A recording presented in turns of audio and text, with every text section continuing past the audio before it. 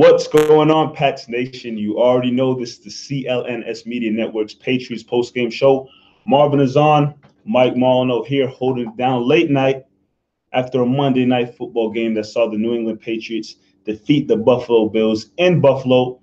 Marv, what started out as a real defensive game, obviously kind of turned up a little bit there in the fourth quarter, but I think some solid defense was played back and forth. Obviously, Buffalo Bills are not going to really put up any big points against many opponents, especially the Patriots. But, I think it was a defensively well-played game on both sides, in my opinion. You could say well played, defensively, great game. You could say all of that, Mike, but let's get to the facts. This game was ugly. This game was very ugly. You see a matchup between New England Patriots and the Buffalo Bills. This is the New England Patriots team that's been putting up, Mike, over 35 points in the past 3 weeks. Putting up crazy numbers with the offense that you've installed here with Josh Gordon and Edelman coming back. And they stalled. They stalled a lot against this Buffalo Bills defense, only scoring 12 points going into the fourth quarter, Mike. 12 points, all field goals. It was a Gostkowski game. Going into the fourth, it was 12-6. And it wasn't comfortable. It wasn't a comfortable 12-6 at all. The defense was really struggling to get on the offense was really struggling to get points on the board touchdown wise, and that gave Buffalo Bills a lot of confidence going forward. Yeah, you would have figured, and I think a lot of the predictions coming into the game probably saw, the Patriots probably having their way with this team. Figured Tom Brady was going to come out, his weapons were going to do their thing, and points were going to be put up on the Patriots side. But, just field goals after field goals after field goals. Gostkowski was getting real busy tonight. And, he did miss a 50-yarder during the game. But, at one point, it was just field goals back and forth between these two teams. Brady threw the ball 45 times, 29 completions, 324 yards, no touchdown passes in this game, which is pretty surprising to me that the Patriots weren't able to crack the end zone at all. But again, in my opinion, I feel like the Bills defense did a solid job. A lot of the times in the red zone, they held up. They did not allow the Patriots to hit the end zone until that fourth quarter where James White was able to run it in. So I think I do give some credit to the Buffalo Bills. This is not the Buffalo Bills post-game show, but I still give some credit to what their defense was able to do. But obviously, like my dad always tells me, a dumb team always finds a way to lose. And the Bills were in this game. I don't think anybody really had any fear that Tom Brady and the New England Patriots would lose this game. But if you just watch this game, the Bills, were in it for the most part. And if they had maybe a better quarterback, some better, offensive weapons, they could have really made this game interesting down to the end. But, it was Tom Brady and the Patriots coming out on top against the Buffalo Bills in Buffalo once again. So let's get to the numbers, Mike. Tom Brady, pretty okay game. Wasn't a great game from Brady. He missed a lot of throws out there. One thing I noticed from Brady, Mike, he wasn't really stepping into his throws, really. I saw him really, and I've been seeing this for the past couple of weeks where he's just floating the ball out there. So that's just something to look out for. But 29 for 45 attempts, 324 yards, no touchdowns, no interceptions. But when Brady needed to get the ball moving, he did. You saw the big block that he had when I believe it was Edelman who was going to the jet sweep. He had a great block there. He got the 8-yard rushing yards to get the first down. So Brady was still out there fighting. He still had the Jets out there, but no touchdowns. Missed a couple throws down late. Cordarrelle Patterson, he was your featured back. Unbelievable. Not Barner. See, before this game, Mike, I tweeted, Kenyon Barner was going to have a Jonas Gray night. 4-touchdown night. Boy, was I wrong. Barner ended up the game with 2 carries, 4 yards. That's it. It was the Cordarrelle Patterson show, just like you said. Who would have ever thought 10 carries that he would be the leading, ball carrier, leading running back, for the Patriots offense? I never saw that coming in a million years. And I mean, obviously, he didn't have any crazy stats, like we just said, 10 carries, 38 yards, 3.8 yards per carry. But that's not bad for a guy who, he's not a running back. A 6'2" wide receiver going out there. He's not a running back, but, when his number was called upon, and this is something that you've seen from the Patriots over the years, as long as Bill Belichick has been the head coach of the team, they've always sometimes put guys in positions where, that's not their main position. I think the one time period I'll always remember is seeing Troy Brown playing cornerback. Right. Troy Brown, a wide receiver, one of the greatest wide receivers in Patriots history, playing in the secondary as a cornerback. So it's not surprising. They'll do things like that. And here's another example: Cordell Patterson, 10 carries, 38 rushing yards. So, it's not surprising. And most of the time, as we've seen over the years with the Patriots, they find success when they do things like that. So Patriots love versatility, and they got a versatile guy here in Cordell Patterson. Yeah, I wasn't mad at it at all that Cordell Patterson. It wasn't like he carried big yards, but he had that one big run for 22 yards, and that's what you bring him in there. That's what you're bringing him in there for, to get those plays where he can, break one out, because we've seen it over and over again with this guy. James White was second with 8 carries for 16 yards. He got that last touchdown in the fourth quarter. But James White, man, when he does it through the air. 10 receptions, 79 yards. Mr. Consistent, James White.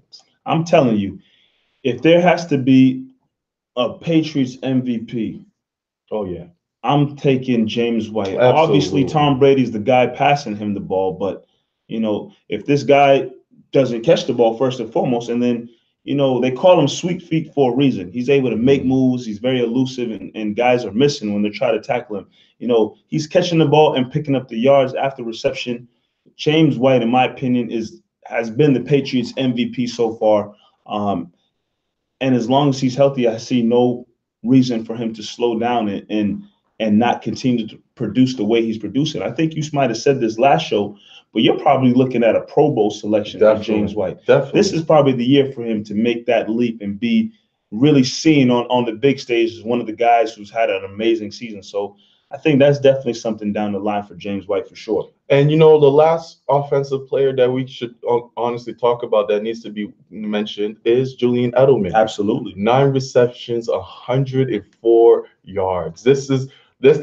That's rare from Edelman, even in his heyday. To get 100 plus yards is not something you see often from Edelman, but he made big plays over big plays when needed the most. Brady was looking for him and found him second in targets with 10, next to James White, 13. Julian Edelman, man, this was his game. This was the game you finally saw him back.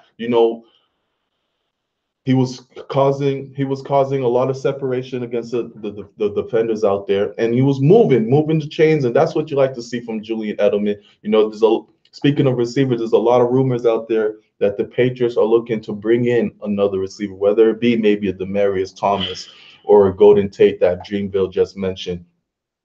So, and you ask yourself why? Why? I'm asking why. Why would they? You got Josh Gordon. You have Edelman, Hogan's in there. He had a decent game. Dorsett still sitting. Dorsett. You have the depth there, but maybe Patriots think they need more. They need more. These guys are not causing separation as much as they would like. Hogan, I mean, this guy just fell from the depth charts. I know he had a big catch, behind the shoulder catch, which was really good from him. 2 receptions, 2 targets, 49 yards. Just maybe adding another key guy into this offense. Mike, they mentioned DT. Now, I don't want to get sidetracked from this game, but quickly, since it got brought up, they mentioned DT and they mentioned Golden Tate. Out of those 2 receivers, who do you like and who do you see fitting in this Patriots system? I always feel like if you could give Tom Brady another deep threat, go ahead and do it. The guys like Edelman and James White and maybe even Dorsett, if he's there, they can line up in the slot and do their things and catch those little short, 5 to 7 yard, catches and get busy that way. But I think Tom Brady has proved, obviously, he may be not as accurate as he once was or whatever the case may be, but for the most part, he still has one of the better arms in the league. And we've seen a couple of times Josh Gordon can get down the field and make big plays happen. Why not give Tom Brady 2 guys? Obviously, Gronk's there as well, and he can do that. But, Gronk has not been fully involved or the same old Gronk that we've seen over the years, whether that's just injury or opportunity, whatever the case may be. That's eight targets this game, only 3 receptions. So whatever the case may be with Gronk, that's another discussion we can have. But if you have a lineup of, for example, Demaryius Thomas on one side, Josh Gordon on the other side, Julian Edelman in the slot, Gronk lined up at tight end, and James White in the back, ready to roll out and do his thing, that's options right there. One of those guys are going to be open. The safety's going to be on Gronk. The other safety's going to have to worry about Demaryius Thomas or Josh Gordon. Somebody's going to have one-on-one coverage. So I've said this over the years. 2 things that the Patriots need to continue giving Brady as he continues to age. First and foremost, great protection, which he's had for the most part throughout the course of the season. We got to talk about that this game, though. This game was kind of up and down. He took a couple big hits there, but for the majority of the season, I think Brady's had solid protection. And then the second thing that Brady should continue to have as he gets older is great receiving options and weapons, because say his arm starts to really deteriorate, you need him to have guys who can say, hey, Brady, just put it up there and I'll go get it for you and I'll make things happen. So I know DT's getting up there in age, but hey. Right. So I'll do the opposite. I like Golden Tate over DT. If we just, spitballing the 2 names that have been rumored. Golden Tate is a guy who causes separation. He's a guy who can get the ball in the middle and make plays. He can make big plays. And Brady, let's be real here. He can't throw the ball as deep as he used to, as accurate as he used to. It's just not an accurate ball anymore. Golden Tate's a guy that you don't need to throw it down 50 yards, but he's sort of like an Edelman. Edelman where you give him a ball in the screen or you give him a quick slant, he can make things happen. He gets that yak yards after catch, and he's really good at that. You give Brady another weapon like that, man, you're always going downfield. And he's another guy where you can do gadget plays, you can do the screens, you can do the jet sweeps that you do with Edelman and such. So I would love to see a Golden Tate, but we're just spitting balling. We don't know what this team will look like next week, but we'll see. Got a lot of comments here, Mike. Let's go. A lot rolling in. Let's go through a couple. Jaconza said the Patriots have a game style where they play hard when it's necessary.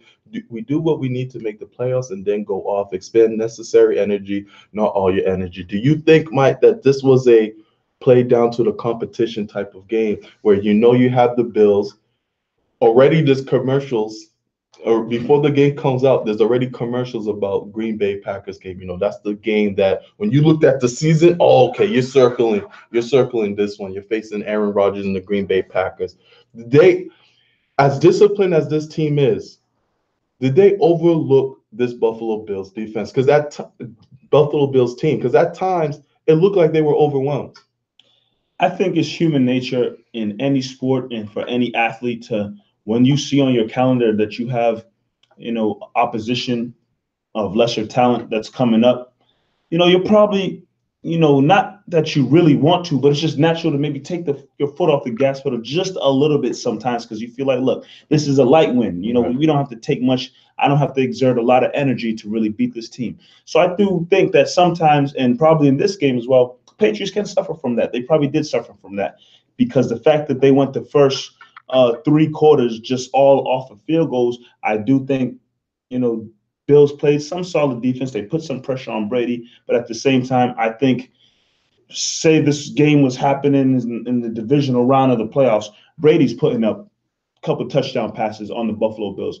So I do think that did happen a little bit in this game. Obviously, they did what they needed to do and get the win, but I think, like you said, their calendar is circled for that showdown with Aaron Rodgers and Green Bay coming up.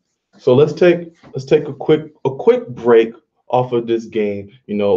Clifton gave us a great segue. Sup, Mike and Marv. Sup, Pats Nation. Shout out to the new World Series champs, the World Boston Red Sox. Duck votes, here we come. Mike, I know you as a huge Red Sox fan. This was a special moment. This is a special moment for you and Boston. What do you got to say? Hey, man, I know the Boston sports has seen a lot of championships over the years. I think 11 now, since 2000. Spoil. I will never take a championship win for granted. There are other cities, nations, teams, whatever, that don't get to see, winning teams. They don't know what it feels like. So the fact that I can sit down, almost every single year since the year 2000 and see a championship is truly amazing. Kudos, congratulations to the Red Sox. I do want to say one thing. They got the MVP wrong. MVP should not have been Red Pierce. Sox beat. It shouldn't have been Pierce. Right here, number 24, David Price should have been the World Series MVP. He took his name out of a lot of people's mouths and pitched sure did. Solid. Happy for that guy. There was a lot of question marks. Is this the closeout game? Why aren't the Red Sox, going with Chris Sale to close it out? Hey, man, you got David Price to bring you through the game, and you got Chris Sale to shut it down in the ninth. So I think it should have been Price, but at the end of the day, I'm still happy with the World Series win. Congratulations, Boston Red Sox. Definitely. Moving on to the comments. Ryan Mooney, just from the eye test, Edelman, Hogan, Brady, Gronk, and some of the bets on the defense just look a little rusty to me. I can't pinpoint, but it looks that way. I mean, early in the season, I can definitely attest to that. They look slow, especially Edelman looked slow. Gronk, we've had questions about that. Brady, he hasn't had his best season this year. It hasn't been his best season. I think he can be better. I don't think he's shown a decline. I think he can just be better as in play. The defensive guys, yes, there's been games where your captain, Devin McCourty, has looked super slow. We'll talk about him a little bit later today because as slow as he looked, he was just as fast tonight. But yeah, the Patriots are not all there yet, but yet they sit 6-2 in a good spot in the AFC, and I think they are definitely going to get better. Clifton says the defense was the shine tonight, and the Patriots won the turnover battle finally. Finally, the defense really stepped up. I mean, can you really put much weight on this game when you're facing Derek Anderson?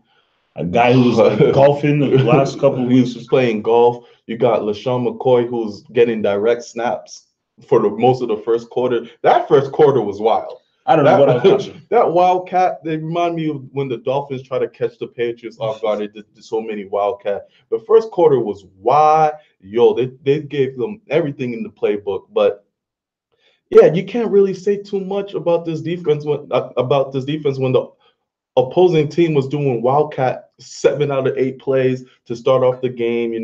Calvin Noor, yes, he looked good. Claiborne finally got a sack that someone mentioned earlier. I mean, the defense looked great out there. McCourty, 84-yard touchdown return. Beautiful interception. Yeah. Gilmore, I know he got beat sometimes by Kelvin Benjamin, but I thought he was there. Coverage was there. Benjamin's just a big guy, and I thought Gilmore played pretty well. Jason McCourty didn't have a bad game at all. So yes, the defense looked good, but they were supposed to look good. Yeah, I mean, I don't think I'm going to sit here and go all crazy and up in arms and wild over the fact that they held the Buffalo Bills to 6 points. You're the New England Patriots. You're supposed to shut down the Buffalo Bills. If you're talking fantasy football, I believe there's probably a lot of guys out there who probably picked up the Patriots defense and played them this week because they're facing the Bills. Did you? Sure did. What a guy. And I definitely won this week in that league. So, the Patriots did what they're supposed to do in shutting down the Buffalo Bills. Now, obviously, you want to take a performance like this and carry it over into next week. And if you could play the same way against the Green Bay Packers and Aaron Rodgers, now you're showing me something. Now you're really talking about being a defense to be reckoned with. So, yes, you beat the Buffalo Bills 25-6. Congratulations, another win on the season. But when you start having a performance like this defensively against the elite teams or elite quarterbacks, the elite playmakers in the league, then you can really make a statement and say, all right, well, the New England Patriots defense, we're here to be reckoned with. So let's see if they can do it again, Marv. I think that's what it boils down to. Let's see if they can do it again. Kate Leach says, Sony was at practice. Is he going to be back for the Green Bay game? Great question, Kate. I think it's a good sign. It's a very good sign to see that he was in practice, obviously limited, but they weren't going to play him against Buffalo. Even if he was, 75%, they weren't going to play him against Buffalo. But clearly, you need him. 76 yards total rushing, and that came from like 7 players. Barner, Brady, Edelman, White, Patterson. Sony Michel is your guy that runs the ball, and without him, you're gonna have a real tough time. You're gonna have a real tough time against Green Bay. You saw how this offense stalled. Yes, Buffalo Bills, let's give them their credit. They played great defense, but the offense stalled on first downs and second downs when you weren't able to just rush it up the middle with Sony Michel, because James White's not that elite runner. Cordero Patterson's not a running back. Not the guy. Barner, we figured out he's not the guy. two yards is not going to do it. Yep. So, Brady had more rushing yards than Barner this game. Sad. So let's be real. Sony Michel's going to be huge if he's healthy. The fact that they didn't go out and get a running back is a big sign that he should be okay to play against Green Bay. Yeah, I agree 100%. The fact that they didn't go out and say, all right, let's bring this guy in, let's work a guy out. I don't even think they brought somebody in to work out or anything. Nothing. They just rolled with who they had, and the game came up tonight against the Bills, and they just said, hey, Cordell Patterson, probably going to need you to have these couple of carries and do your thing. So they must feel really good about where Sony Michel is at with his injury and how he's recovering and progressing. And I do agree. I think he most likely will be back for that Green Bay Packers game. They dodged a major bullet. Again, just with the eye test, it looked like, Sony Michel's probably done for the year. It didn't look good. He didn't look good once he got up from it, limped over to the sidelines. I think he got carted off the field to the locker room. I think I could be wrong. But the fact that he practiced this week, he's probably on the sidelines cheering his guys on.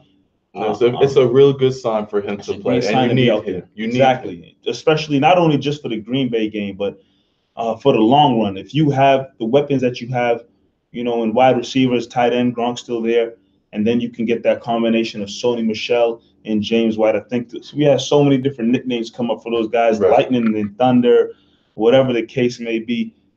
You need everybody clicking on all cylinders if you want to, really take this somewhere throughout the course of the season. So now, let's move on from this stinker, okay? 25-6, mostly defensive game.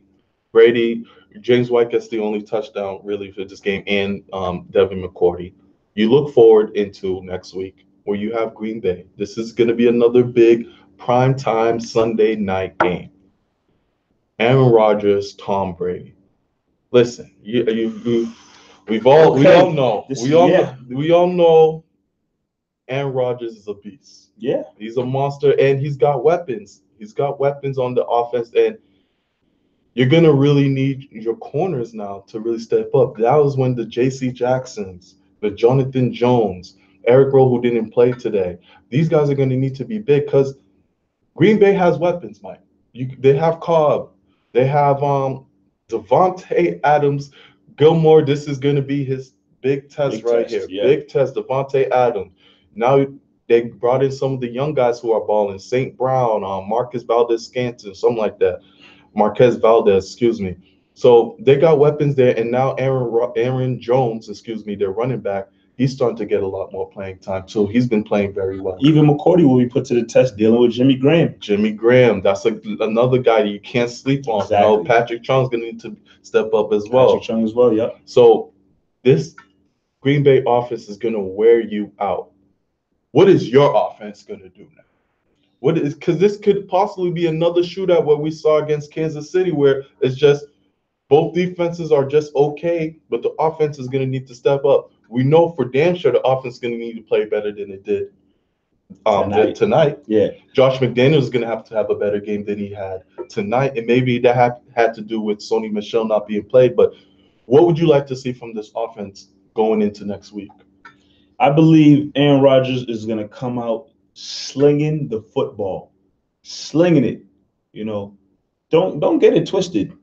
The conversation of who's the better quarterback, Brady and Rodgers won't say it, but it's in their mind somewhere. You got Michael Jordan making commercials about it. It's more in Rodgers' mind than. Which is why Aaron Rodgers is going to come out the game slinging the football and showing, look, I'm coming up to Foxborough against Tom Brady, and I'm trying to sling for 400 yards and maybe 4 touchdown passes. I think that's Aaron Rodgers' mindset. And I think nobody here is going to doubt the fact that he can damn well do that. He's very capable of playing that type of game and putting up those numbers. Easily. So Tom Brady got to do the same thing.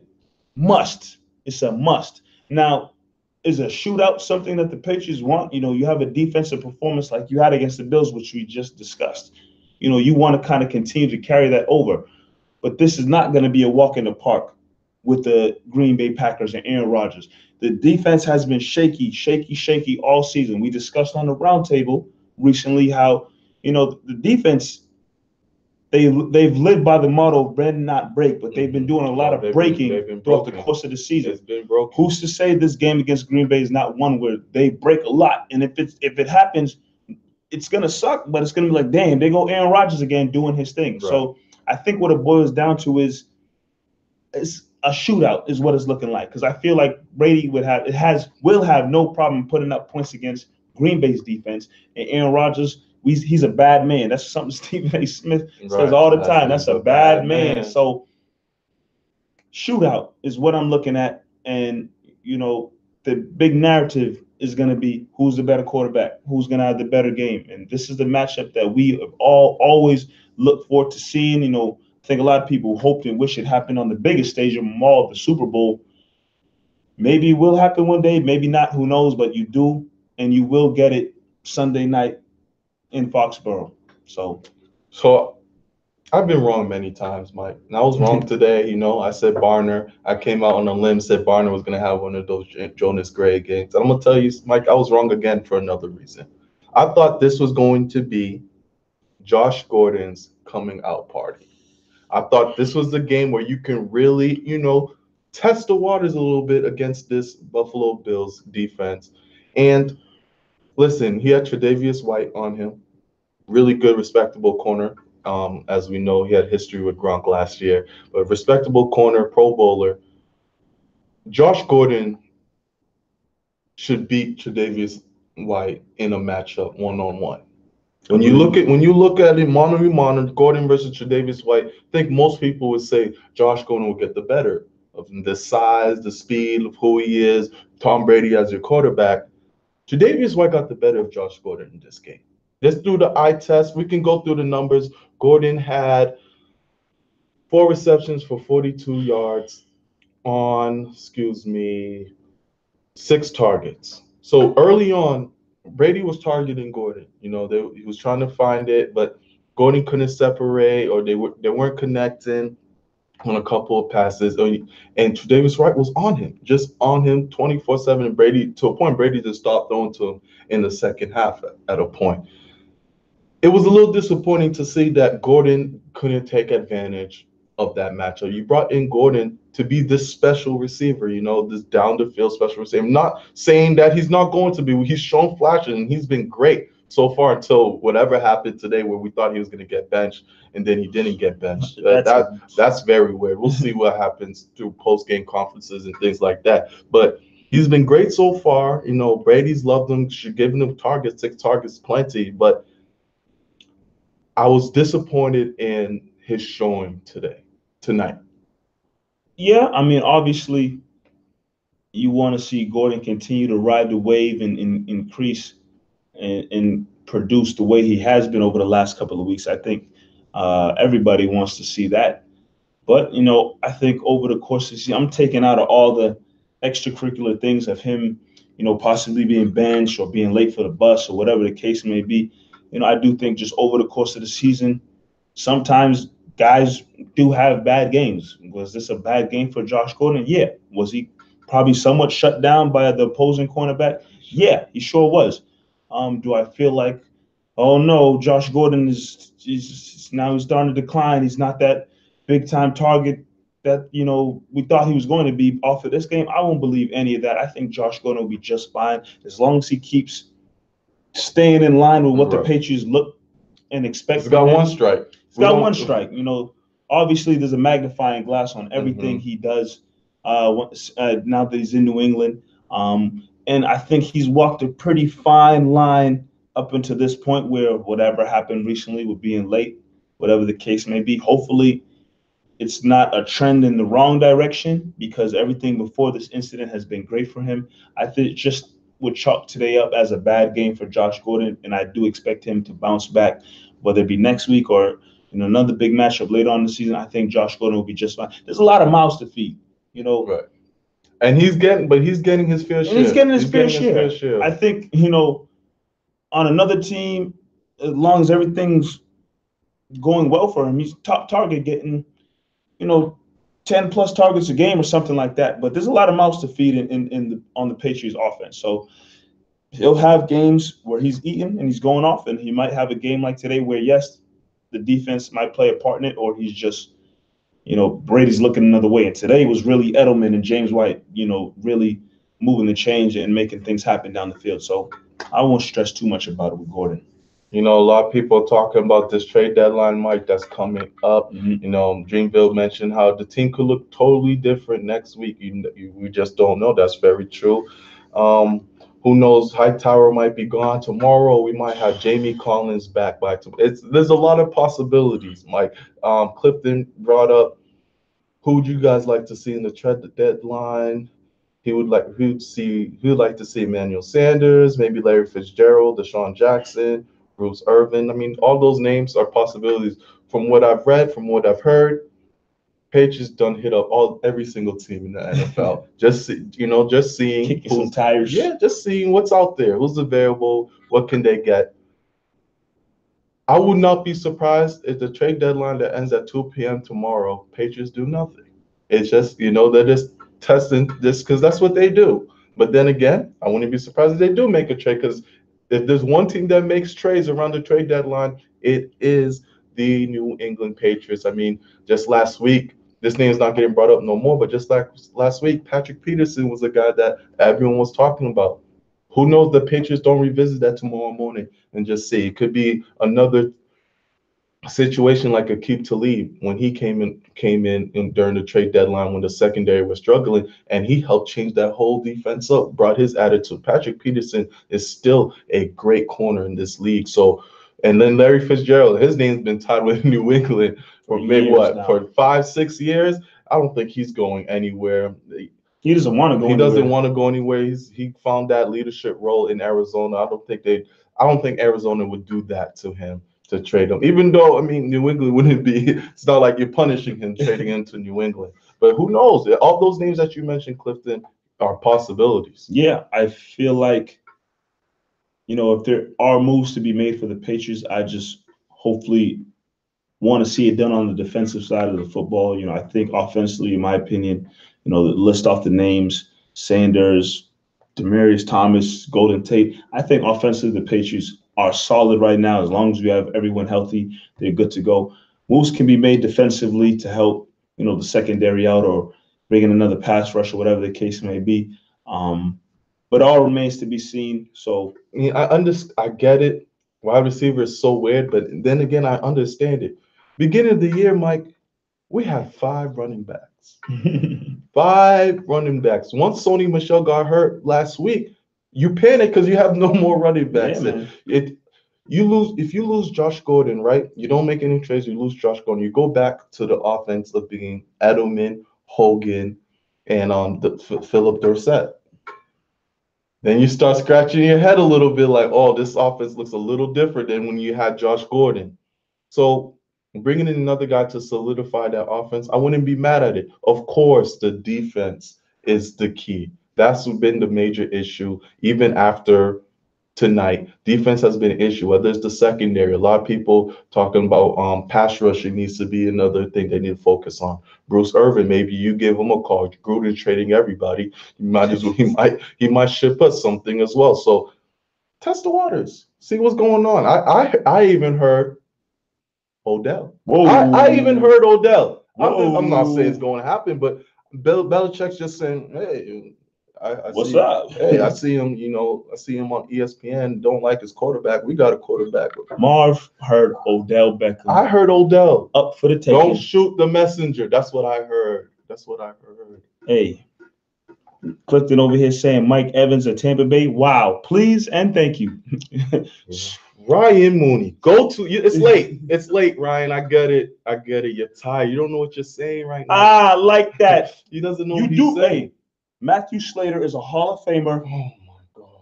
A leader on this team. I will walk off right now. He's a Pro Bowler. Ryan Mooney said, Marv, another Matthew Slater on the team. I feel you, Ryan. Oh yeah. I feel you, Ryan. Hell no. What do you need? What we need another cheerleader for? He's a Pro Bowler. Oh, team captain. You bring in another Matthew Slater. What is he gonna do? Team captain. Oh my goodness. Oh, look, pick heads and tails. We need another guy to pick heads and tails. Ryan, I'm with you, man. Matthew Slater doesn't get the credit he deserves. He doesn't get the credit he deserves. He gets so much credit. That guy got more commercials than Tom Brady. When the time comes, Patriots place is gonna be packed for the Hall of Fame ceremony. I'm telling you, my packed. God. The whole stairs, everything packed up. Oh boy, cars jam packed. All I see Matthew Slater do is pick heads and tails and say, "Oh yeah." Oh man! All right.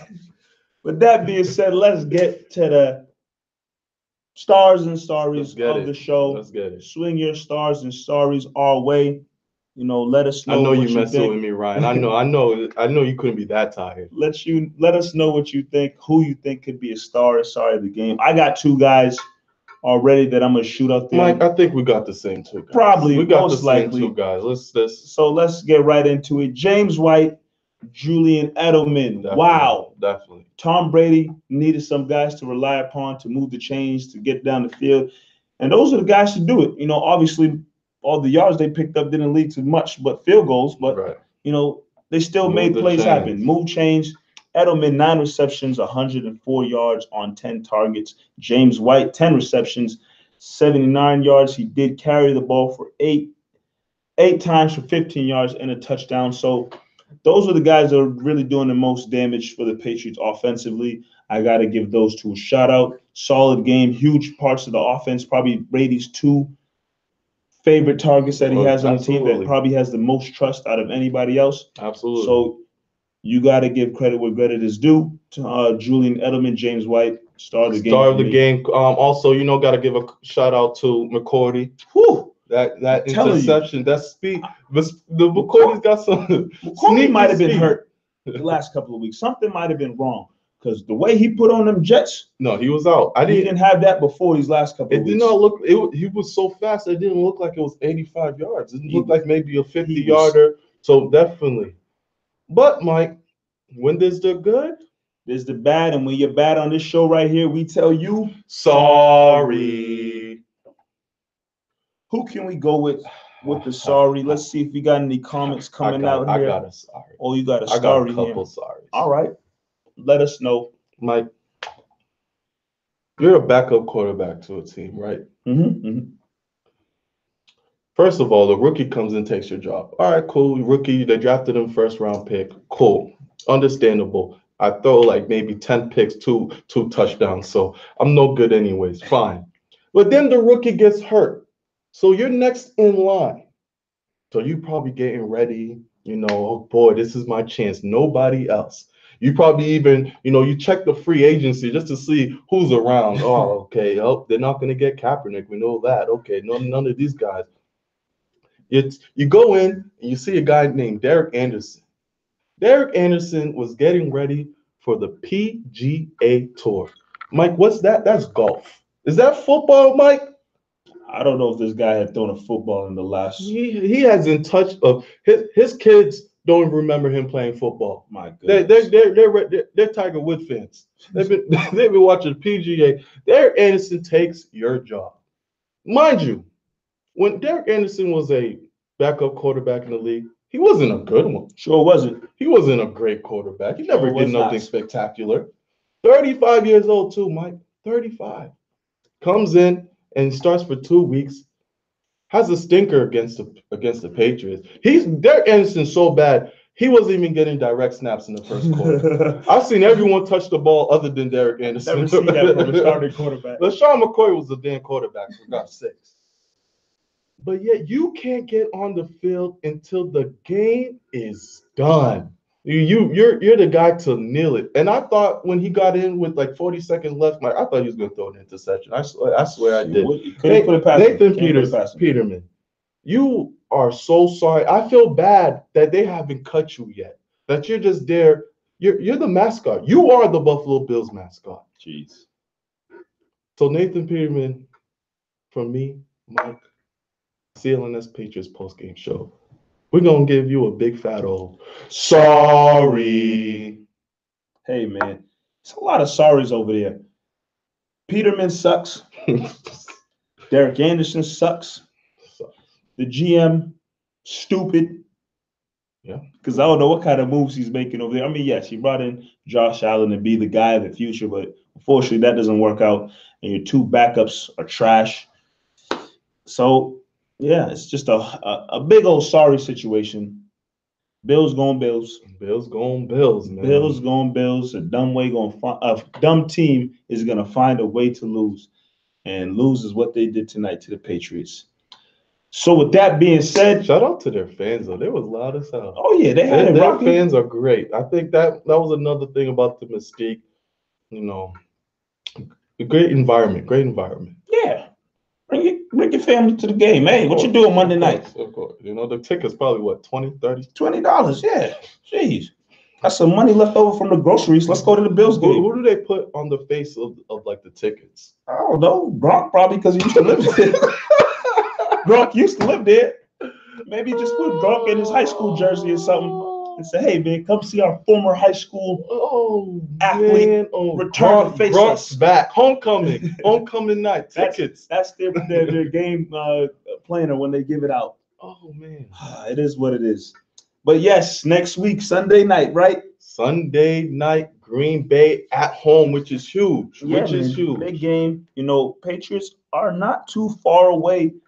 You know, one loss from the Kansas City Chiefs, and AFC gets really interesting. So, you know, Patriots got to keep winning these games to stay right there, you know, trying to be neck and neck with Kansas City or even overtake them as the top seed. So next win is crucial. You know, every win is crucial. So big matchup for sure. Green Bay Packers, New England Patriots, Tom Brady versus Aaron Rodgers. Any final thoughts, Marv, before we get out of here? It's late. And once again, you guys rocked out with us on a late night.